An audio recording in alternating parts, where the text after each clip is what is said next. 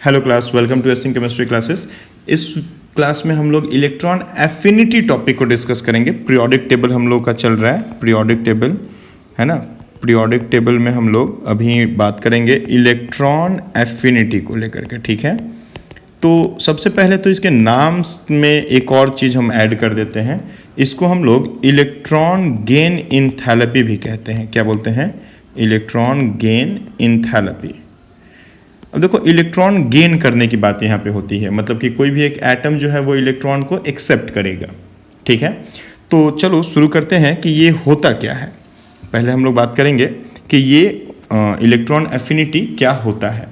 तो electron affinity देखो, जैसे कि ए एक एटम है, ठीक है। ए एक एटम है, ये एटम का आउटर मोस्ट ऑर्बिट है। ए एटम का ये आउटर मोस्ट ऑर्बिट है जिसमें एक इलेक्ट्रॉन ऐड होने के लिए आया। ये जो इलेक्ट्रॉन है ये इसके आउटर मोस्ट ऑर्बिट में यहाँ पे आकर के ऐड हो गया, ठीक है।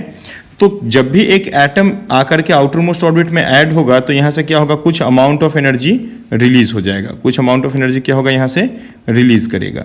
जो अमाउंट ऑफ एनर्जी यहाँ से रिलीज होगा ना, उसी अमाउंट ऑफ एनर्जी को हम लोग क्या बोल देते हैं, इलेक्ट्रॉन एफिनिटी, है ना। इस अमाउंट ऑफ एनर्जी को हम लोग क्या बोल देंगे, इलेक्ट्रॉन एफिनिटी, है ना। इलेक्ट्रॉन एफिनिटी को ई से रिप्रेजेंट करते हैं।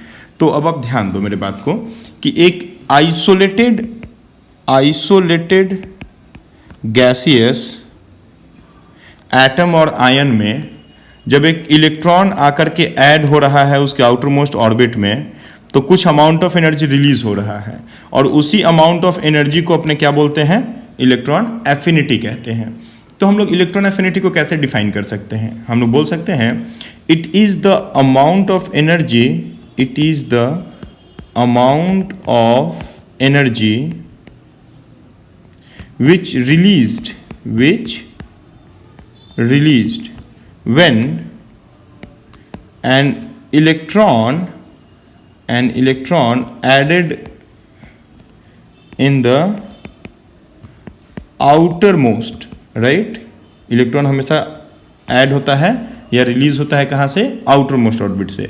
तो added in the outer most orbit of an atom और आयन, ठीक है। अब देखो यहाँ पे एटम और आयन जो है, यहाँ पे आईपी वाली क्लासेस में आपको मैंने बताया था कि किसी भी एटम या आयन में हम डायरेक्ट कोई भी चीज़, कोई भी इलेक्ट्रॉन को ऐड या रिलीज नहीं करवा सकते हैं। तो इस एटम और आयन को किस कंडीशन में होना पड़ेगा, किस कंडीशन में होना पड़ेगा, आइसोलेटेड एंड गैसियस में, ठीक है। तो देखो मैंने इसको अलग से लिख दिया ताकि आपके ये दिमाग में रहे।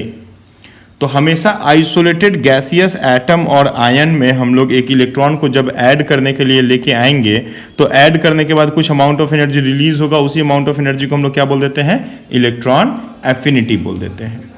तो भाई क्या है इलेक्ट्रॉन एफिनिटी?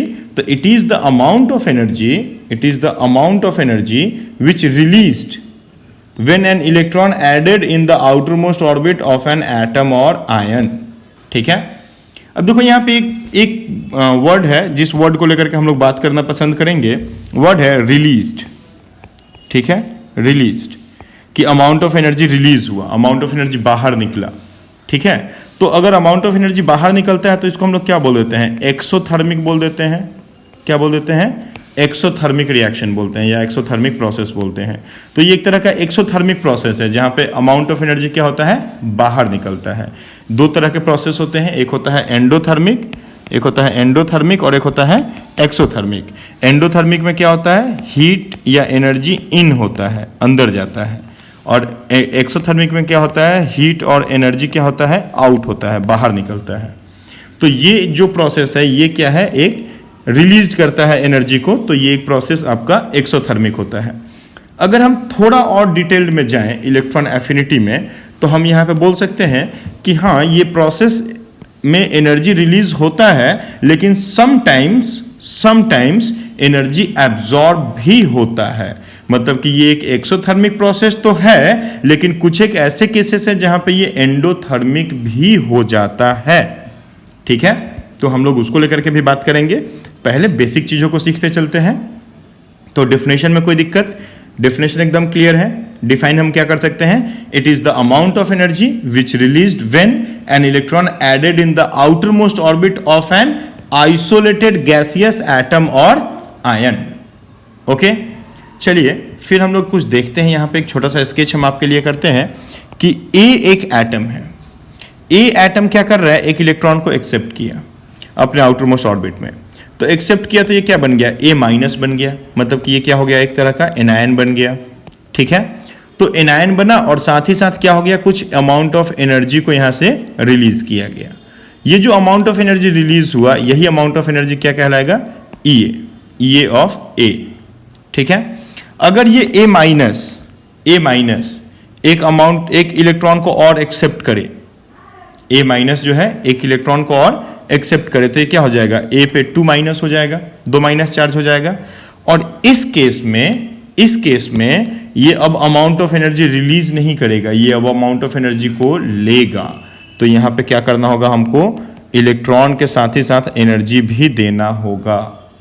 ठीक है, तो यहां पे ये क्या हो जाता है भाई, यहां पे हो जाता है एंडोथर्मिक इन नेचर। क्या होता है, एंडोथर्मिक हो जाता है।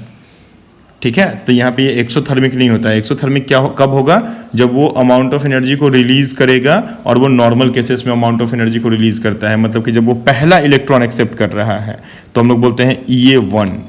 क्या बोलते हैं, EA1, मतलब कि जब फर्स्ट इलेक्ट्रॉन एक्सेप्ट किया जा रहा है किसी भी एक एटम के द्वारा, तो जब एक एटम पहला इलेक्ट्रॉन को एक्सेप्ट करता है तो हम लोग बोलते हैं EA1। जब वो एक इलेक्ट्रॉन को एक्सेप्ट कर चुका है और अब दूसरे इलेक्ट्रॉन को एक्सेप्ट करने के लिए जा रहा है, क्योंकि उसके ऊपर 2 नेगेटिव चार्ज आ रहा है, तो दूसरे इलेक्ट्रॉन को जब एक्सेप्ट करने के लिए जा रहा है तो हम बोलते हैं इसको EA2। अब EA2 जो होता है ये ऑलवेज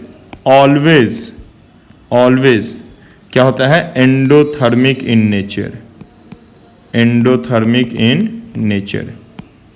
मेरी बात समझ में आ रही है क्या, EA2 is always endothermic in nature. यहां पे अमाउंट ऑफ एनर्जी आपको देना होगा। अब ऐसा क्यों होता है आप ये भी समझ लो।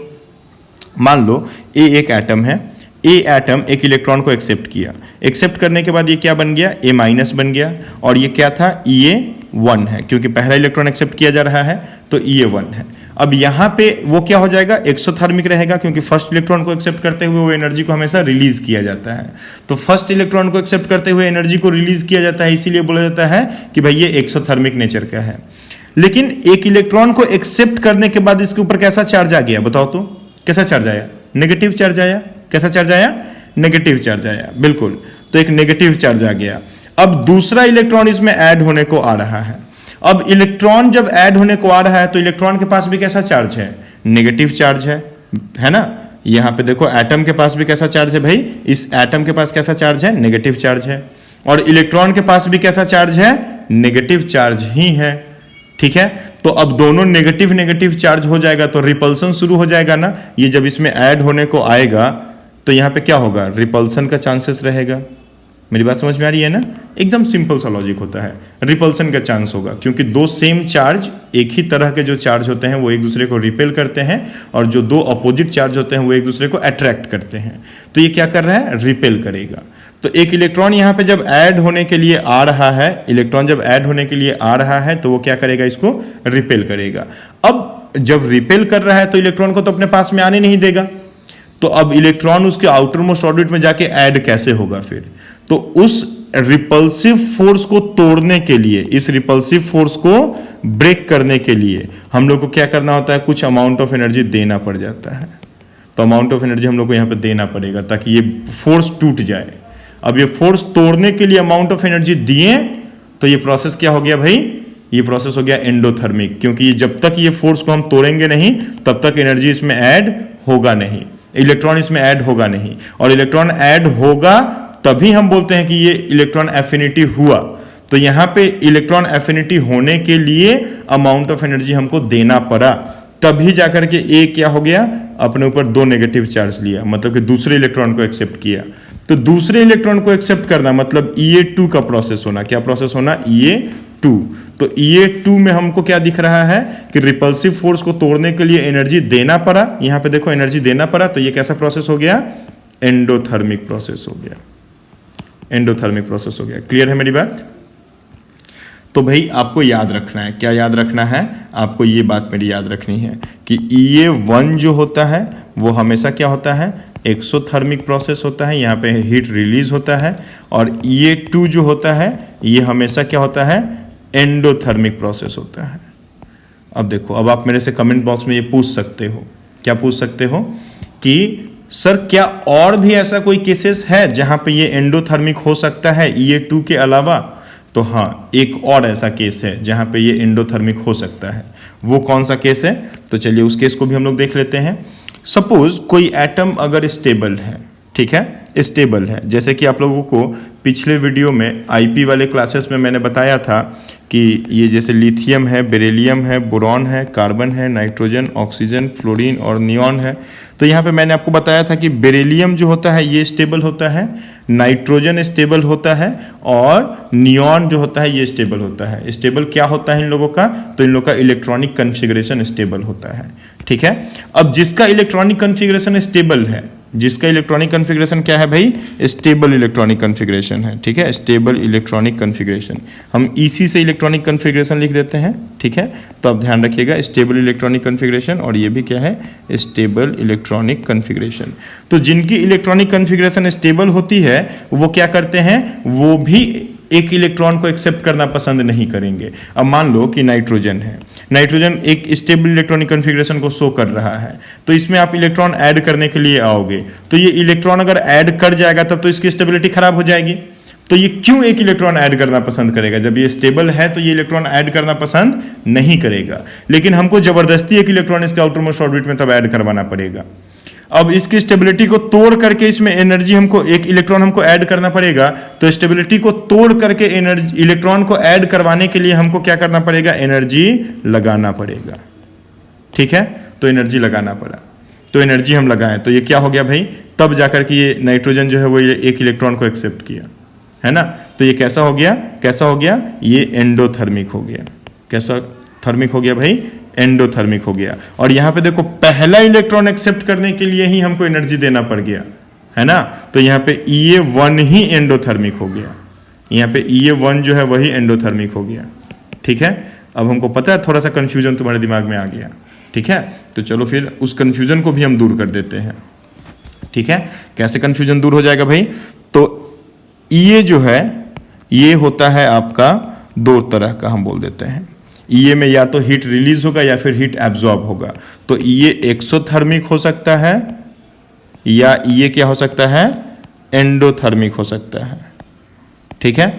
तो एक्सोथर्मिक कब होगा? हमेशा E1 जो होगा वो एक्सोथर्मिक होगा जनरल केसेस में। जनरल केसेस में E1 जो होता है वो क्या होता है? एक्सोथर्मिक होता है, याद रखिएगा। और एंडोथर्मिक ये दो केसेस में हो सकता है।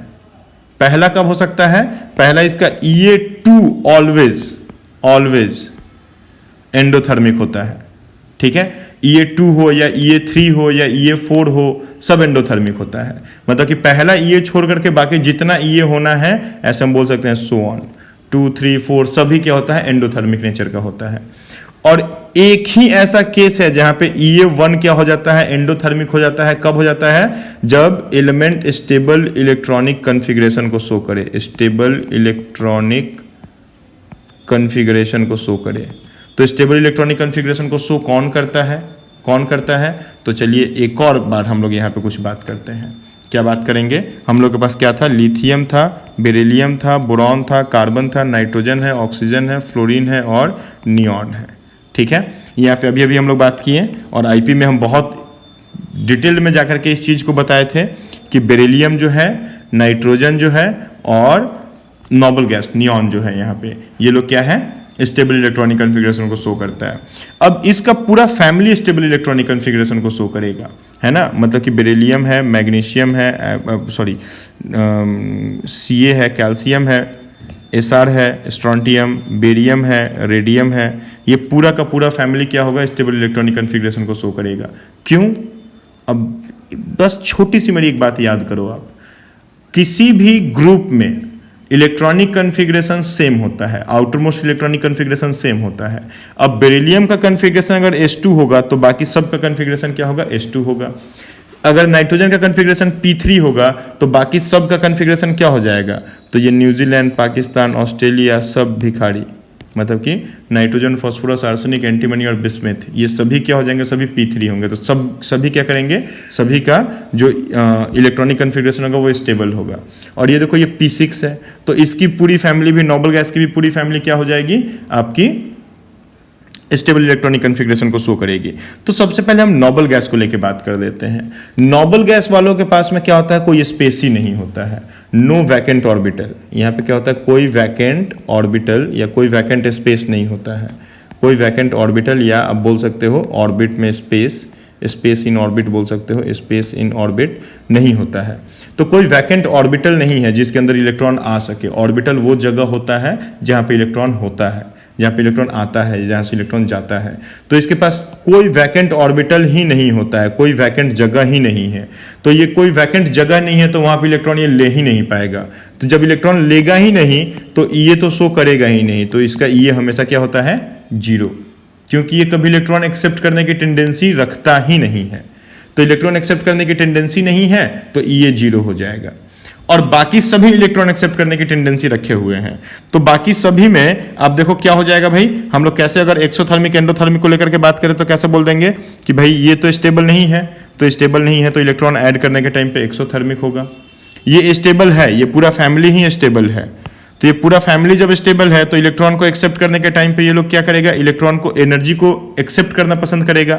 इलेक्ट्रॉन एक्सेप्ट तभी करेगा जब आप एनर्जी दोगे इनको, तो एनर्जी दोगे तो ये एंडोथर्मिक हो जाएगा। ये देखो ये क्या होगा, ये एक्सोथर्मिक रहेगा, ये भी एक्सोथर्मिक रहेगा, लेकिन ये नाइट्रोजन फैमिली वाले सभी क्या है भाई, सभी स्टेबल इलेक्ट्रॉनिक कन्फिग्रेशन को शो करेंगे, तो ये लोग क्या हो जाएंगे, एंडोथर्मिक हो जाएंगे। ये क्या होगा, एक्सो रहेगा, और ये भी क्या रहेगा, एक्सो रहेगा। और इनकी तो फिर बात ही मत करो, नोबल गैसेस की तो फिर इनको साइड ही रख दो, इनकी बात ही मत करो, इनकी ये ही 0 होगी। तो देखो कौन एक्सोथर्मिक होगा कौन एंडोथर्मिक होगा, समझ में आ रहा है क्या। ये हम लोग E1 को लेकर के बात की है कि पहला इलेक्ट्रॉन एक्सेप्ट करते हुए कौन एक्सोथर्मिक होगा और कौन एंडोथर्मिक होगा। अब लिथियम की पूरी फैमिली एक्सोथर्मिक होगी, बोरॉन की पूरी फैमिली, कार्बन की पूरी फैमिली, ऑक्सीजन की पूरी फैमिली, फ्लोरीन, हैलोजेंस की पूरी फैमिली, सभी लोग एक्सोथर्मिक होंगे। और जो आपका बेरिलियम होगा, नाइट्रोजन होगा, ये लोग क्या होगा, एंडोथर्मिक होगा। ठीक है, तो समझ में आया एक्सोथर्मिक कौन होगा, एंडोथर्मिक कौन होगा। कोई भी दिक्कत है तो एकदम कमेंट बॉक्स में, सीधा हम लाइव चैट बॉक्स में आपके साथ बने हुए हैं, वहां पे आप पूछ लीजिए।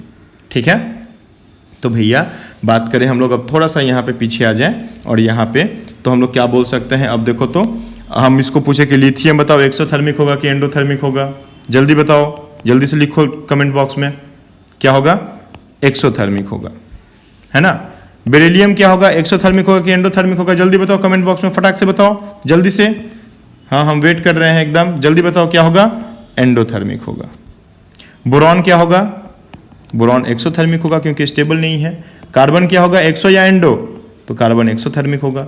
नाइट्रोजन क्या होगा, जल्दी, एंडो होगा।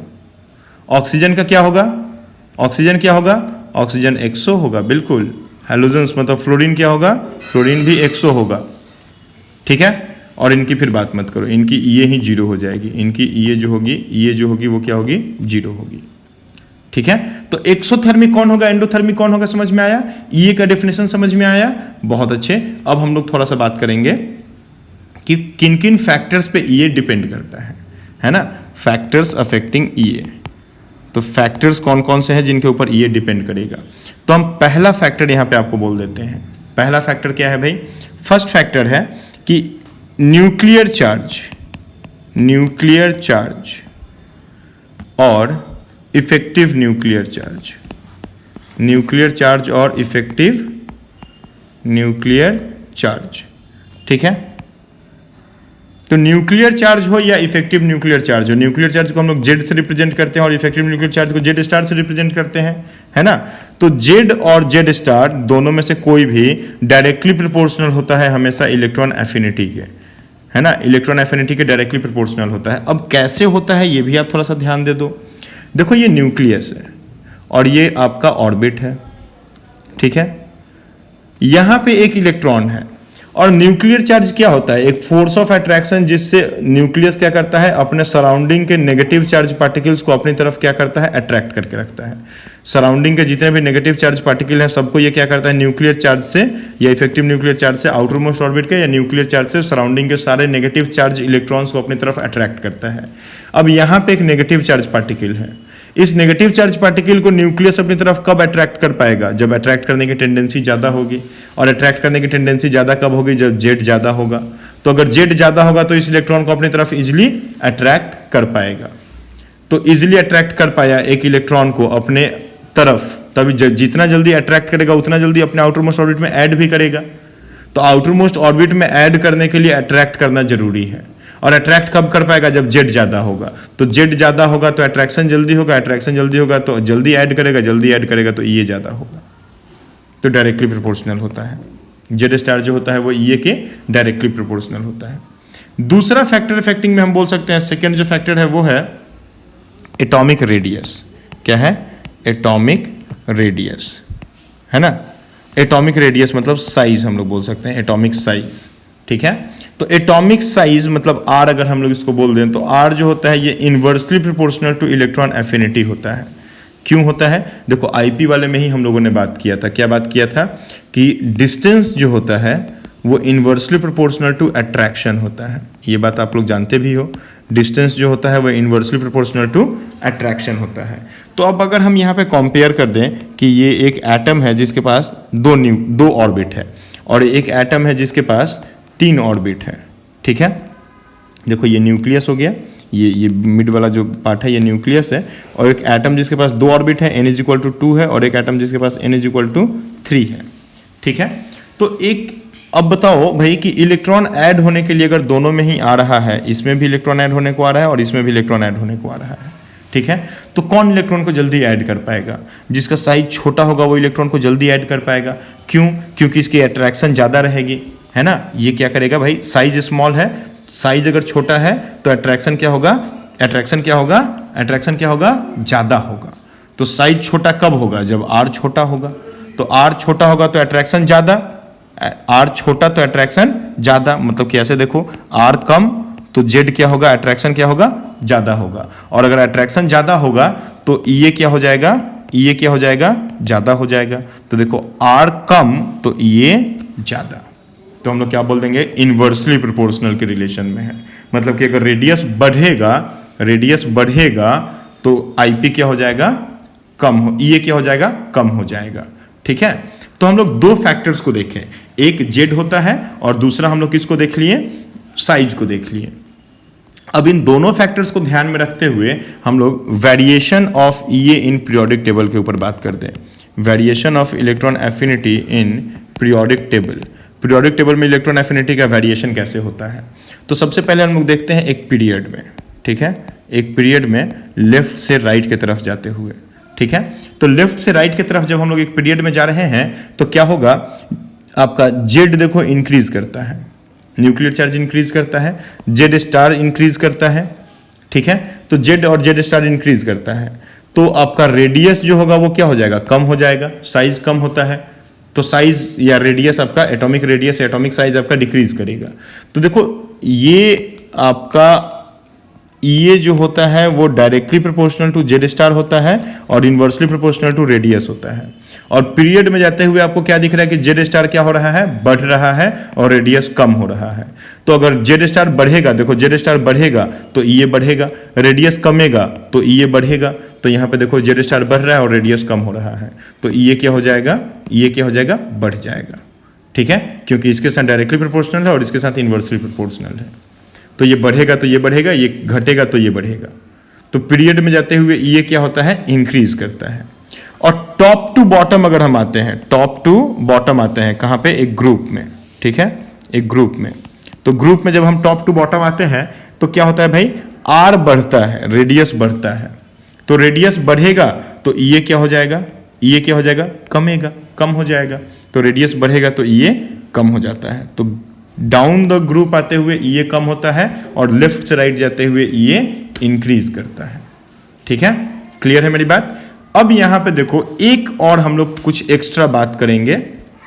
एक्स्ट्रा बात करेंगे स्टेबल इलेक्ट्रॉनिक कन्फिग्रेशन को लेकर के, मतलब हम बोल देते हैं सीधा सीधा एक्सेप्शंस को लेकर के। एक्सेप्शंस कहाँ पे हैं, ठीक है। तो एक्सेप्शन है, आप यहाँ पे देखो, ये लिथियम है, ये बेरिलियम है, बोरॉन है, कार्बन, नाइट्रोजन, ऑक्सीजन, फ्लोरीन और नियॉन। तो नियॉन को हम हटा ही दें क्या, नियॉन की तो ये होती ही नहीं है, तो नियॉन की ये होती नहीं है, तो इसको हटा दो, ठीक है।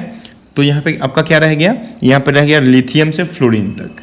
अब देखो इसमें बेरिलियम जो है ये स्टेबल है, और बोरॉन नाइट्रोजन जो है ये भी स्टेबल है। अब हम लोग क्या बात किए थे, जो स्टेबल इलेक्ट्रॉनिक कन्फिग्रेशन को शो करेगा, स्टेबल इलेक्ट्रॉनिक कन्फिग्रेशन को जो शो करेगा वो एनर्जी को एक्सेप्ट करेगा, वो एनर्जी को रिलीज नहीं करेगा। तो ये जो होता है ना, ये जो होता है ये इन्वर्सली प्रोपोर्शनल हो जाता है स्टेबल इलेक्ट्रॉनिक कन्फिग्रेशन के। अगर आपके इलेक्ट्रॉनिक कन्फिग्रेशन ज़्यादा है, अगर आप स्टेबल हो तो आपका ये क्या हो जाएगा, कम हो जाएगा। अगर आप स्टेबल हो तो आपका ये क्या हो जाएगा, कम हो जाएगा। स्टेबिलिटी के साथ ये डिक्रीज कर जाती है।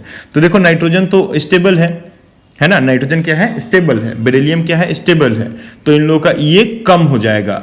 अब एक फंडा याद रखोगे, फंडा एक याद रखो, फंडा का डंडा हमेशा चलता है, फंडा हमेशा काम कर जाता है। फंडा है कि जो स्टेबल होगा, ध्यान से मेरी बात को सुनो, जो स्टेबल होगा उसका ये अपने लेफ्ट के दो एलिमेंट से कम हो जाएगा। जो स्टेबल होगा उसका ये अपने लेफ्ट के दो एलिमेंट से, लेफ्ट मतलब पीछे की तरफ, तो अपने पीछे के दो एलिमेंट से मतलब लेफ्ट के दो एलिमेंट से कम हो जाएगा। तो यहां पे आओ तो देखो, तो नाइट्रोजन स्टेबल है। अब नाइट्रोजन के लेफ्ट में कौन है, कार्बन है और बोरॉन है, तो इस दोनों से इसका ये कम हो जाएगा, है ना। और बेरिलियम भी स्टेबल है, तो बेरिलियम का लेफ्ट में कौन है, एक ही एलिमेंट है, लिथियम, तो एक है तो उस एक से ही कम हो जाएगा, है ना। तो देखो तो ऑर्डर कैसा हो जाएगा, फिर ऑर्डर कैसा हो जाएगा, ऑर्डर हो जाएगा बेरिलियम का सबसे कम, बेरिलियम के बाद कौन आएगा, लिथियम, लिथियम के बाद कौन आएगा, नाइट्रोजन, फिर आएगा बोरॉन, फिर आएगा कार्बन, फिर आएगा ऑक्सीजन और फिर कौन होगा, फ्लोरीन। तो देखो यहाँ पे जो स्टेबल है उसका ये कम हो गया अपने लेफ्ट के दो से, और लेफ्ट के दो में अगर नहीं है तो बेरिलियम बस एक के ही पीछे चला गया, मतलब लिथियम के पीछे चला गया। अब मेरा एक क्वेश्चन भी है, क्वेश्चन है कि अब बताइए हमको sodium, magnesium, aluminium, silicon, phosphorus, sulphur और क्लोरीन, इसमें ईए का ऑर्डर क्या होगा, ठीक है, इसमें ईए का ऑर्डर क्या होगा। तो यहाँ पे देखो मैग्नीशियम स्टेबल है क्योंकि ये बेरिलियम के नीचे होता है, बेरिलियम के फैमिली से होता है, और फॉस्फोरस स्टेबल है क्योंकि ये नाइट्रोजन के फैमिली से होता है। तो जो स्टेबल है इसका ये अपने पीछे के दो से कम। तो चलो भाई अब आप ऑर्डर अरेंज करो, और ऑर्डर अरेंज करके तुरंत हमको लाइव चैट बॉक्स में बताओ कि इसका ऑर्डर क्या हो गया। जल्दी बताओ एकदम, हम वेट कर रहे हैं तुरंत, है ना। चलो टिक टिक काउंट कर दें, टिक टिक 1, टिक टिक 2, टिक टिक 3, time out, time out, time out, time out. क्या हो गया भाई, देखो इधर ये अपने पीछे के दो से कम, और ये अपने पीछे का दो नहीं है तो उस एक से कम, ठीक है। तो जो स्टेबल होगा उसका ये अपने पीछे के दो से कम, पीछे का दो मतलब लेफ्ट के दो से कम, ठीक है। तो मैग्नीशियम का सबसे कम, उसके बाद सोडियम, सोडियम के बाद phosphorus, then aluminium, then silicon, then sulphur और देन क्लोरीन, है ना। तो क्लोरीन के बारे में एक चीज जान जाओ आप, क्लोरीन की ईए जो होती है ये हाईएस्ट होती है, हाईएस्ट होती है पूरे पीरियोडिक टेबल में, हाईएस्ट ईए कैरी करता है, इससे ज्यादा ईए किसी का नहीं होता है ना। क्लोरीन का ईए सबसे ज्यादा होता है, उसके बाद फ्लोरीन का ईए होता है ना। तो ये आप याद रखना, क्लोरीन का ईए मोस्ट, उसके बाद फ्लोरीन का ईए होता है, ठीक है, ठीक है। ये मोस्ट होता है, मोस्ट सबसे ज्यादा होता है, ठीक है। चलो भैया, तो ये हो गया आपका ईए वाला पार्ट कंप्लीट, ठीक है। चलिए तो फिर अगला पार्ट हम लोग देखते हैं, वो है ईएन। तो ईएन के लिए अगले क्लास में मिलते हैं, ओके। चलिए तब तक आप खुश रहिए, जिंदाबाद रहिए, है ना। Bye bye.